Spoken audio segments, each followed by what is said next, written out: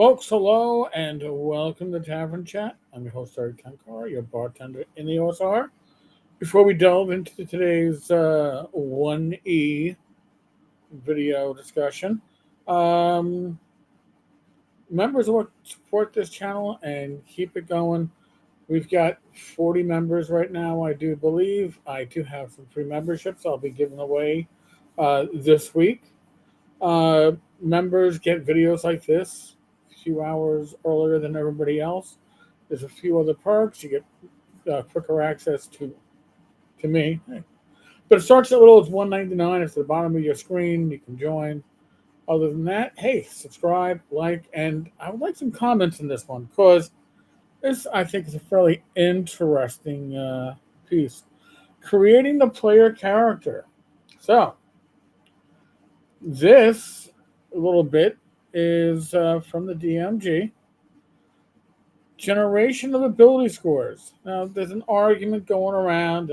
I mentioned how I use method one. No, like, oh, no. Only 36 in orders. Everything else is whatever. The reality is, with AD&D 1E, with the minimum scores that were needed to play a number of the classes, you needed a way to get survivable characters. And it was a bit more into the character generation.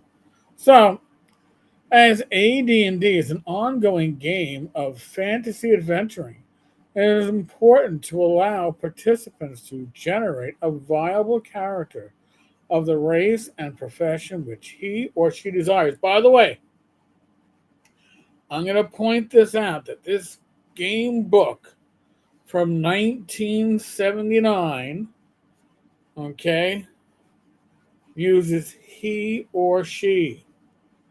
Doesn't back then it's perfectly fine if they just said he as the default pronoun. Gary said he or she, likely because all of his kids were involved in playtesting the game. He had young ladies playing the game.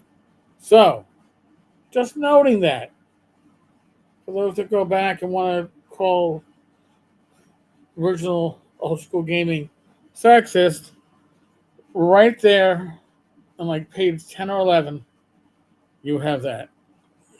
So, while it is possible to generate some fairly playable characters by rolling 3d6, there is often an extended period of attempts at finding a suitable one due to quirks of the dice.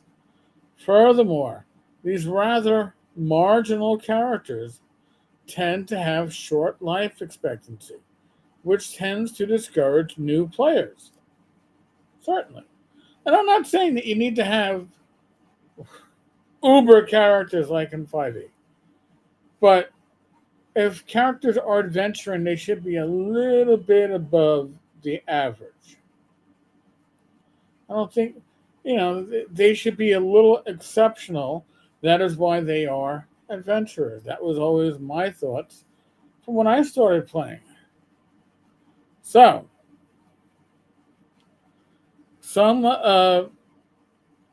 which tends to discourage new players as is having to make do with some character of a race or class which he or she can't or won't identify with. It's a game, folks. This is not a simulation. It's a game. It's supposed to be enjoyable for everyone. And yes, I think older school D&D is more enjoyable than newer school D&D because there's more of the risk-reward factor involved. And there certainly is more risk. There's more character death. But you want to nurture the soil that you're bringing new players in with. Character generation, then, is a serious matter. And it is recommended, folks, that the following systems be used. 4 alternatives are offered for player characters. Now, historically, I've pretty much always used method 1. Don't know why that is. But historically, most of the groups I've played in tend to default to method 1. All scores are recorded and arranged in the order the player desires. So you get to play what you want. 46 are rolled, and the lowest die, or one of the lower, is discarded. Method 2. All scores are recorded and arranged as in Method 1. 3d6 are rolled 12 times, and the highest 6 scores are retained. Well, that certainly lessens the chance of you having some really crappy scores. Right? Because you can just kind of like shovel them off. Whereas with the 46 method, you can still roll 4 ones. You can easy to roll a 6 or lower. So maybe method 2 should be my method going forward. Hey, let's check out with method 3. Scores rolled are recorded, or scores rolled are according to each ability category in order: strength, intelligence, wisdom, dexterity, constitution, charisma. 3d6 are rolled 6 times for each ability, and the highest score in each category is retained for that category. So for those that are playing along at home, and we haven't gotten to method 4 yet. Method 1, you're rolling 4 dice, total of 6 times. You're arranging, you take the best 3 out of 4. Method 2, you're rolling 3d6 12 times. So it's a longer character generation. You take the best 6 rolls. Method 3, you're rolling for each ability score 6 times. You keep the best. That's another possibility. But that makes you roll once. Method 1 is you're rolling once. Method 2 is you're rolling 12 times. And with this method, you're rolling 6 times 6, 36 times. Method 4. 3d6 are rolled sufficiently to generate the 6 ability scores in order for 12 characters. The player then selects the single set of scores which he or she, second time, folks, don't want to hear people going, oh, this game was sexist because it was written for boys slash men. Certainly was. It's wargaming. But he didn't exclude women. He didn't exclude what we called back then, I guess, the gentler sex. But I guess I shouldn't be saying that now. In any case, the players then select a single set of scores which he or she finds most desirable, and these scores are noted on the character record sheet. Folks, these are official, recommended methods of character generation.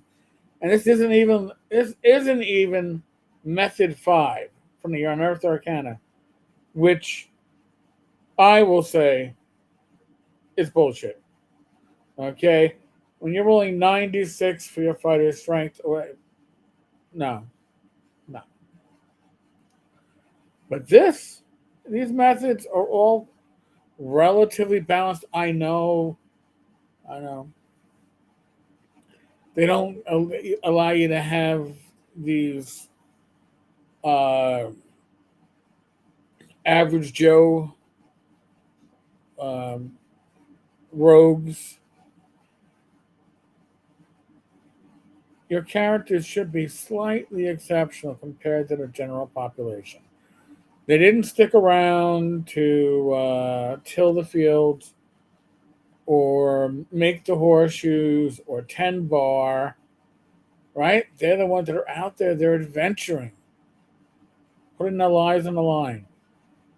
The odds should be just slightly in their favor. They should be slightly above normal. But that's my opinion. I want your opinion. Let me know in the comments below. Which of these methods do you use? Or do you use another method? Do you go 3d6 in order and screw the world you'll play that fighter with 7 strength and be happy. I don't know. I don't know. I'd like to hear from you all. Remember, folks, if you want to catch videos like this earlier, um, just become a member. As little as $1.99 a month. We do have higher levels. You can certainly sponsor a live stream and have yourself or your company's name on the bottom of the screen during a live stream, like pretty much like the membership banner that's going across the screen right now. But tell me how you generate your D&D characters, especially for AD&D. Let me know. Comments below. Be safe, be well, God bless. Roll those dice. Roll them well. Be back again tomorrow with another video. Tomorrow's going to be 102 in New York City. I won't be venturing outside very long. Catch you later, folks. God bless. Be good.